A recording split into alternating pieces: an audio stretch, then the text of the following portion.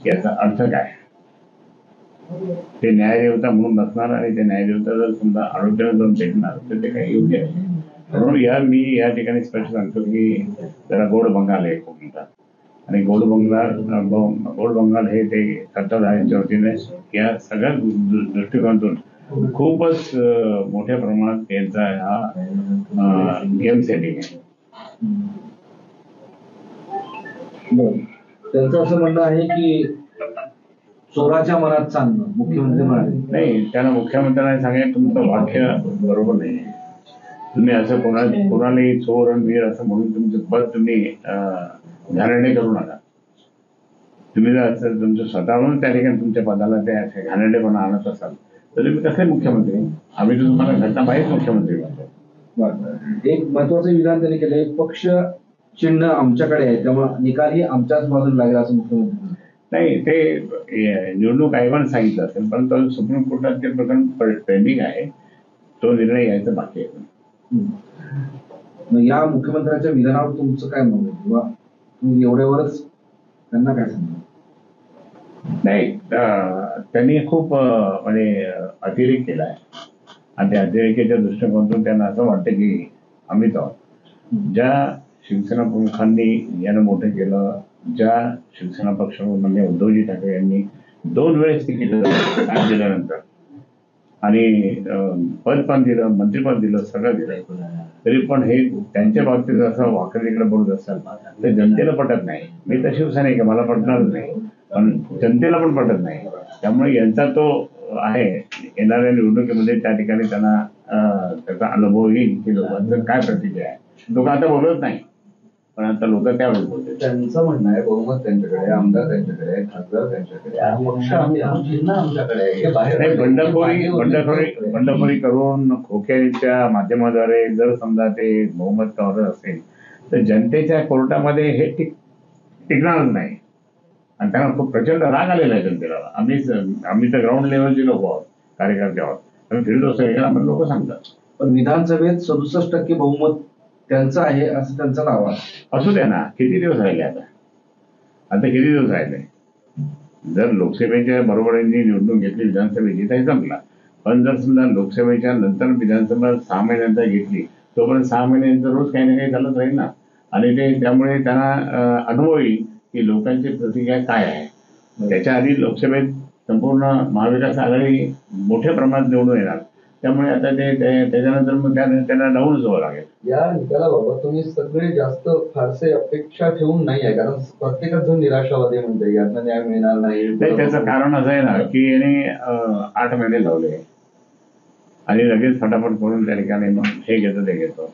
म्हणजे स्पीकर जे आहे, स्पीकरांनी त्या ठिकाणी ज्या दृष्टिकोनातून ज्या भावनेतून निकाल देण्याची तयारी त्यांनी दाखवली ही एक प्रकारचा संशयास्पद आहे आणि म्हणून आम्हाला त्या ठिकाणी त्यांच्याबद्दल काय अपेक्षा नाही, म्हणून आम्ही सुप्रीम कोर्टात झालो होतो. आता एक मंत्री गुलाबराव पाटील म्हणाले की रामाच्या कृपेने निकाल आमच्या बाजूला लागणार आहे. नाही, आता पाहू ना, प्रभू रामचंद्र हा सत्यवादी आहे, सत्य कोणाच्या बाजूने ते कळेल. खोटं करून जरी केलं तरी नंतर पुढे प्रभू रामचंद्रच्या आशीर्वादाने परत गेम असा काय वेळ उलटा की नंतर त्यांना कुठे ना कुठेतरी भोगावं लागेल. सुप्रीम कोर्टात जायची तयारी झाली आहे पूर्ण? नाही, शेवटी कसं आम्ही पण आमच्या तयारी, आमची स्ट्रॅटेजी जी आहे की माननीय उद्धवजी आणि अनिल परब साहेब हे करतायत, अनिल देसाईजी पण करतायत आणि त्याप्रमाणे ते होईलच. या निकालावरून म्हणजे छत्रपती संभाजीनगर हा बालेकिल्ला आहे, या निकालावरून दोन्ही बाजूच्या प्रतिक्रिया उमटतायत. तुम्ही लोकांमध्ये सातत्याने मिसळतात, या सगळ्या लोकांची काय म्हणणं आहे म्हणजे इथल्या संभाजीनगरच्या लोकांना हे 5 लोक फुटले ते आवडलं नाही. कारण संभाजीनगरच्या लोकांनी त्या ठिकाणी 9चे 9 आमदार शिवसेना भाजपचे निवडून आणले. माझा चुकून पराभव झाल्यानंतर त्यांना हळहळले ते आणि ते हळूहळू त्यांना पटलं नाही म्हणून त्यांनी 9चे 9 आमदार शिवसेना भाजपचे निवडून आणले. महाराष्ट्रात कुठेच असं झालं नाही, इथे झालं आणि त्याच्यामधून याने फुटल्यानंतर तर मग लोकांना राग आला एक प्रकारचा आणि तो राग त्या ठिकाणी जिव्हाळ्याशी आला लोकांच्या की मला हे आहे यांना आपण प्रचंड मतांनी निवडून दिलं आणि हे फुटले आणि फुटल्यानंतर काय खोकी घेऊन फुटले, हा सगळ्यात मोठा राग.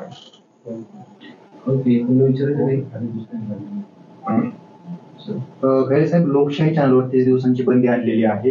हे मी या ठिकाणी मागे पण सांगितलं होतं, परंतु तुम्हाला कोर्टात जावं लागेल आणि कोर्ट तुम्हाला न्याय निश्चित देईल. कारण ह्या सगळ्या म्हणजे अशी आणीबाणी कधी नव्हती, अशी आणीबाणी यांनी लावायला सुरुवात केली आणि लोकशाही चॅनलवर त्यांनी बंदी आणली. हा एक म्हणजे पत्रकारिता किंवा या चॅनलचा एक प्रकारचा अपमान आहे आणि म्हणून हे करू नये, परंतु केलं हे सुद्धा जनतेला आवडेल नाही. खरे साहेब, हा निकाल फक्त नुसता निकाल नाहीये, तर राजकीय घडामोडी बदलणार आहे. त्याच्या बाजूला निकाल लागेल, त्यामध्ये लोक उड्या मारतील. मग शिंदे गटाकडे लागला तर उद्धव ठाकरे गट तिकडे जाईल, उद्धव ठाकरे गटाच्या बाजूने लागला तर शिंदे गटाची लोक ठाकरे गटाकडे जातील, अशी शक्यता वाटते तुम्हाला? नाही, आता माननीय उद्धवजी साहेबांनी सांगून दिलं की आता याच्यानंतर जर शिंदेवाले कोणी माझ्याकडे आले तर मी त्यांना घेणार नाही. शरद पवार साहेबांनी सुद्धा सांगितलं की अजितदादाचे कोणी लोक आले तर मी घेणार नाही. हे फॉर्मली त्या ठिकाणी आम्ही ठरवलेलं आहे. त्यामुळे जे आमचे आहे ते एकनिष्ठ आहे. त्या एकनिष्ठांच्या जोरावर, ताकदीवर माननीय उद्धवजींचा पूर्ण भरोसा आहे आणि भरोशाच्या दृष्टिकोनातून आम्ही ते काम करू. पण ती लोक दावा करताय की तुम्ही रांगेत उभे आहे, सगळे निकाल लागणार नाही, कोणी रांगेत उभे नाहीये. एखादं कोणी असेल माहित नाही, परंतु मी हे सांगतो कोणीही रांगेत उभे नाहीये. सगळेजण त्या ठिकाणी उगाच इतके दिवस त्या ठिकाणी उद्धव साहेबांच्या बरोबर राहिले नाही. त्याचं कारण आहे, नाही तर मग कधी फुटले असते. कोणी पैशाने जातं, कोणी सत्तेने जातो, कोणी कामाने जातं, पण बाकी जे आहे ते एकनिष्ठ आहेत आणि एकनिष्ठ कोणी फुटणार. परवा हरिभाऊ बागडे पण म्हणाले विरोधी पक्षनेत्यांचा मूळ बदललेला आहे. विरोधी पक्षनेता भाजप एक परंपरा आहे की विरोधी पक्षनेता कधी पण सत्तेतच अंबादास दानवेंकडे त्यांचा इशारा होता. नाही, अंबादास दानवे हा कडवट शिवसैनिक आहे, त्यामुळे तो कधी जाणार नाही. असंही म्हणलं जातं की जे निष्ठावंत शिवसैनिक आहेत ते कुठल्या तरी भीतीपोटी त्या गटामध्ये गेलेले आहेत. नाही, कोणी जात नाही. मी जाणार नाही, मी ओपनली इश्यू देतो, बोलतो. काय करणार तुम्हाला? त्यांना इकडे यायचं 2-3 दिवस बसणार, माहिती घेणार, काही होऊ शकत नाही. त्यांना इकडे यायचंय असं दावा करतात. असे किती लोक असतील बरं?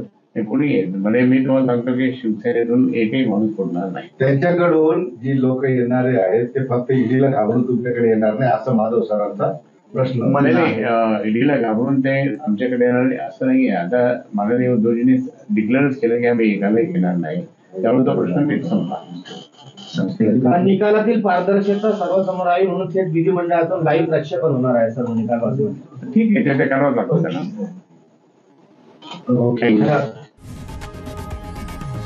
लोकशाही मराठी ऐका, पहा, जागरूक रहा.